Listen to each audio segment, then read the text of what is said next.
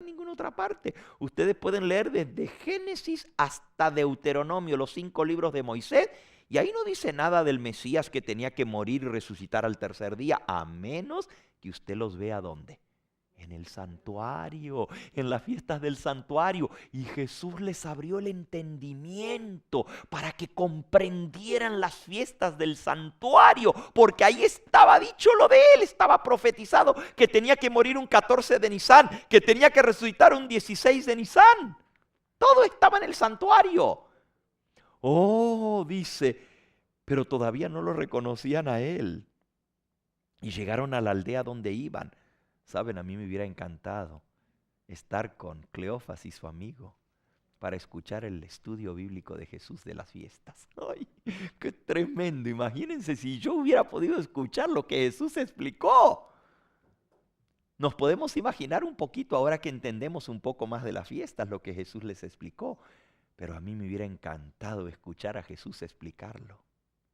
Qué precioso cuando Él nos abra las escrituras en el cielo y nos muestre detalles que ni el mismo pastor Gambetta todavía entiende. Porque yo no entiendo todo lo del santuario, hace mucho tiempo que lo estoy estudiando, pero todavía no lo entiendo a plenitud. Y Jesús les abrió el entendimiento y comenzó desde Moisés y siguió por todos los profetas. ¿Cuánto duró el estudio bíblico? Todo el camino, hermano, desde que salieron de Jerusalén hasta que llegaron a Emaús. ¿Saben cuántos kilómetros son? ¿Mm? Son como 7 millas, como 12 kilómetros de Jerusalén a Emaús. Caminando. ¿En cuánto tiempo se hace 7 millas? Por más rápido que usted camine, ¿eh? Corriendo, caminando. Bueno, por lo menos estamos hablando de 3, 4 o 5 horas caminando en medio de la montaña, porque ahí es pura montaña. Yo fui por ese camino que va de Jerusalén a Emaús y son pura montaña. Hay que atravesar toda la montaña para llegar a Emaús. Hermanos, Jesús se pasó dándoles el estudio bíblico. Desde Moisés comenzó y pasó por todos los profetas. Y luego dice, cuando iban a llegar a la aldea, Jesús hizo como que iba a seguir de largo. Mas ellos lo obligaron a quedarse diciendo, quédate con nosotros porque se hace tarde, el día ya ha declinado. Entró pues a quedarse con ellos. Y aconteció que estando sentado con ellos a la mesa, tomó el pan, lo bendijo, lo partió y les dio. Entonces les fueron abiertos los ojos y le reconocieron, mas él se desapareció de su vista. Y se decían el uno al otro, ¿no ardía nuestro corazón en nosotros mientras nos hablaba en el camino y cuando nos abría las escrituras? Hermanos, ellos entendieron lo que había pasado por las escrituras. Así pasó en 1844, hermanos. La misma profecía que señalaba el año en que el Cordero Pascual iba a morir era Daniel, la profecía de las 70 semanas. Porque la Pascua señalaba el mes, el día y la hora, pero no daba el año. La Pascua se repetía cada año, pero a través de la Pascua no se sabía en qué año Jesús iba a morir. Solamente se sabía que iba a ser el primer mes, Abib o Nisan, que iba a ser un 14 de ese mes y que iba a ser a las 3 de la tarde que iba a morir. Pero el año lo da Daniel el profeta en la profecía de las 70 semanas, porque dice, vas a contar desde la salida para la orden de restaurar y edificar Jerusalén hasta el Mesías príncipe, 7 semanas y 62 semanas. Y en la semana que queda, la mitad de la semana hará cesar el sacrificio y la ofrenda. La profecía que señalaba el año exacto de la muerte de Cristo está en Daniel, pero esa profecía de las 70 semanas era parte de la profecía de los 2300 días. Porque dice 70 semanas están cortadas. ¿De dónde? De la profecía más grande de los 2300 días. La misma profecía que los discípulos no entendieron y Jesús les abrió la escritura para explicarle a los 2 discípulos que iban camino a Emaús, es la misma profecía que los pioneros adventistas, los creyentes en 1844, predicaron, pero no entendieron. ¿Y saben lo que pasó? Estaban tristes, llorando, como los discípulos que estaban tristes y llorando. Lloraron toda la noche, ese 22 de octubre por la noche. Se amaneció y no habían dormido. De llorar, de tristeza, del chasco de no haber visto al Señor Jesús venir. La mayoría de ellos habían vendido sus casas, sus propiedades, todo lo que tenían y habían dado el dinero para predicar el Evangelio. Ahora no tenían nada. Y todo lo que habían esperado se había venido abajo. Así les pasó a los discípulos. Todo lo que ellos esperaban se había venido abajo porque habían matado a su Señor. ¿Y ahora qué? Si iba a ser el Mesías, ¿cómo lo mataron? No entendían. Pues en 1844 Dios también usó a 2 discípulos suyos que iban de camino por el campo. Las cosas no son por casualidad, son preciosas, hermanos. La historia se vuelve a repetir y no debemos perder esos detalles que son únicos. 2 de ellos, uno se llamaba Hiram Edson y el otro se cree que puede haber sido Crozier, aunque la historia adventista no lo registra, pero Crozier fue el primero que escribió un artículo explicando la purificación del santuario y el juicio investigador. Y Elena de White dijo que Dios le había mostrado a Crozier la verdad sobre el día de expiación y que lo que él escribió en ese artículo le fue dado por Dios. ¿Cómo sucedió? Tempranito por la mañana, el 23 de octubre, en el estado de Nueva York, estos 2, Hiram Edson y posiblemente Crozier, no digo que fue él porque no hay confirmación en la historia, pero muchos creen que puede haber sido Crozier. Los 2 que iban de camino para reunirse con otros creyentes adventistas que habían pasado por el chasco. Iban tristes, llorando. Y se iban a reunir en un barn, o sea, en un... ¿En una qué? Granero, en un granero. Porque ahí iban a reunirse para orar juntos y para animarse unos a otros, porque ahora no sabían qué hacer. Todo se había venido abajo, porque Cristo no había venido.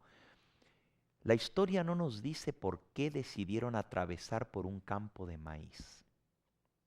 Era el 23 de octubre. Ese campo pertenecía a Hiram Edson. Si alguna vez planeamos un viaje a ir a conocer esos lugares, ¿les gustaría ir con el Evangelio Eterno a conocer el granero? Todavía está en pie y también está el campo por donde ellos iban caminando y están muchos lugares de la historia adventista. Yo tuve el privilegio de ir allí, al estado de Nueva York, muy hermoso.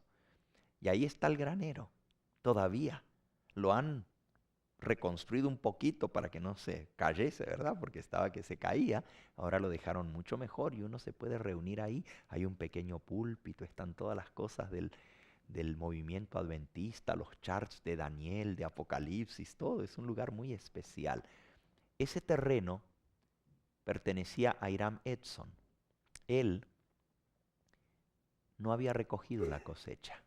Fíjense, estaban en octubre, 23 de octubre, y todavía estaba el maíz. Cuando el maíz se recoge a principios de octubre o a más tardar a fin de septiembre o principios de octubre, porque ya para fin de octubre en Nueva York comienza a caer nieve. Pero no había recogido el maíz. ¿Por qué? ¿Saben por qué no? Porque dijo, ¿y para qué voy a recoger el maíz si ya no me lo voy a comer? Si el 22 de octubre viene Jesús y voy a comer en el cielo la cena de bodas del Cordero, ¿para qué voy a recoger y guardar en el granero si el año que viene ya no vamos a estar aquí? Había dejado sin recoger el maíz. Ahora, no sabemos por qué decidieron atravesar el campo de maíz. Algunos dicen era para cortar camino y llegar más rápido al granero, a donde iban. Otros dicen fue para evitar las burlas, porque toda la gente, los vecinos que no creían en el mensaje adventista, se burlaban ahora de los... Les decían, ¿y qué pasó? ¿No se fueron? ¿Qué pasó? ¿No se los arrebató el Señor? ¿No era que iba a venir el Señor? Y se burlaban de ellos, y algunos eran más crueles todavía. Algunos dicen que atravesaron el campo para no ir por el camino y no escuchar las burlas de sus vecinos. El asunto es que iban caminando y más o menos a mitad del camino, en medio del campo de maíz, el elotal, uno de ellos siguió caminando y el otro se detuvo. El que siguió caminando no se dio cuenta y al ratito miró y no estaba su compañero. Claro, iban en medio de la milpa, ¿no es cierto? En medio del maizal, tratando de cruzar, y de pronto miró, claro, la milpa estaba alta, no había sido recogida, y se perdió su compañero. Y comenzó a llamarlo y no contestaba, y comenzó a volver hacia atrás, y se lo encontró de rodillas en medio del maizal. Y saben, cuando lo vio, tenía su rostro como iluminado. Y se levantó de las rodillas y dijo: Dios mío, ahora entiendo, ahora entiendo. Y el texto que le había venido a la mente era el que fue nuestra lectura bíblica al comienzo de este sermón. Hebreos capítulo 9. Era necesario que las cosas terrenales fuesen purificadas, y recuerden que lo que ellos esperaban era la purificación del santuario, pero creían que la purificación del santuario iba a ser la purificación de esta tierra del pecado. No entendían que había un santuario en el cielo que primero tenía que ser purificado a través del juicio investigador. Pero el versículo que el Señor Jesús mismo se le presentó, el mismo Hiram Edson contaría después que él vio como el cielo abierto y vio a Jesús pasar del lugar santo al lugar santísimo y escuchó este versículo, versículo 23 de Hebreos 9. Fue pues necesario que las figuras de las cosas celestiales fuesen purificadas así, pero las cosas celestiales mismas con mejores sacrificios que esto, porque no entró Cristo en el santuario hecho de mano, figura del verdadero, sino en el cielo mismo, para presentarse ahora por nosotros ante Dios. En la consumación de los siglos, versículo 26, se presentó una vez para siempre por el sacrificio de sí mismo para quitar de en medio el pecado. Así que está establecido que los hombres mueran una sola vez y después de esto el juicio. Así Cristo también fue ofrecido una sola vez para llevar los pecados de muchos y aparecerá por segunda vez sin relación con el pecado para salvar a los que le esperan. Ahí le quedó claro. Oh, es que Jesús tenía que entrar como el sacerdote terrenal en el santuario celestial donde Él ministra. Tenía que entrar en el lugar santísimo para purificar el santuario, para entonces poder venir por segunda vez, porque los hombres tienen que primero ser juzgados antes de que Cristo aparezca por segunda vez sin relación con el pecado a salvar a los que le esperan. Esto aclaró el misterio del chasco. Tenía que haber el juicio. Cristo no podía venir antes de juzgar. ¿Por qué? Porque cuando Él viene, Él ya viene a dar su galardón. Cuando Él viene, ya los muertos en Cristo resucitan para irse con Él. Los impíos van a ser destruidos por el resplandor de su venida. Quiere decir que ya tienen que estar, ¿qué? Juzgados antes que Él venga. Y esa obra de juicio era el Yom Kippur, el día de expiación. Y todo esto se aclaró cuando volvieron al granero. Adivinen cuál fue el estudio. El santuario. ¿Y qué parte del santuario estudiaron? El lugar santísimo. ¿Y qué fiesta estudiaron? El día de expiación. Estaban estudiando las fiestas. El estudio de las fiestas fue lo que les reveló el misterio del chasco.